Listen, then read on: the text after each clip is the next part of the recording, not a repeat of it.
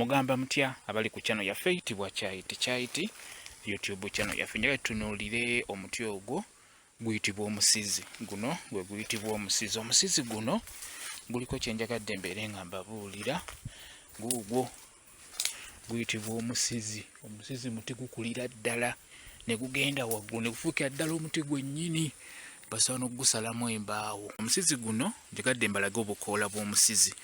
Obukoola bw'omusizi muno ng'obadde toloota, nga totera kuloota nga weebuuza nti lwaki toloota, obukoola bw'omusizi buno buyambako. Ojja kutandika okuloota, ofunako obukoola, osobola ofunako obukoola bw'osobodde okufunako. So ofunako obukoola 2 oba obukoola 4 nga bw'obulaba. Bw'ofuna obuteeka mitwetwe oba n'oyenga n'obeera ng'onaabako ng'ogenda kwebaka, ogenda kutandikirawo okuloota.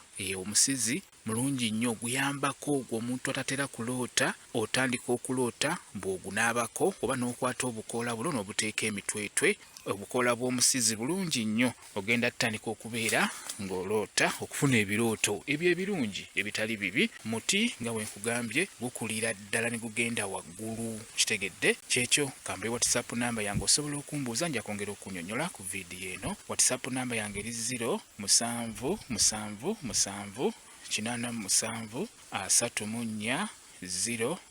yeeyo WhatsApp namba yange. Mwebale kubeera ku channel yaffe eyitibwa Kyaiti YouTube channel yaffe. Kyembasaba mugende mu maaso n'ogyegattako mubeere bulungi.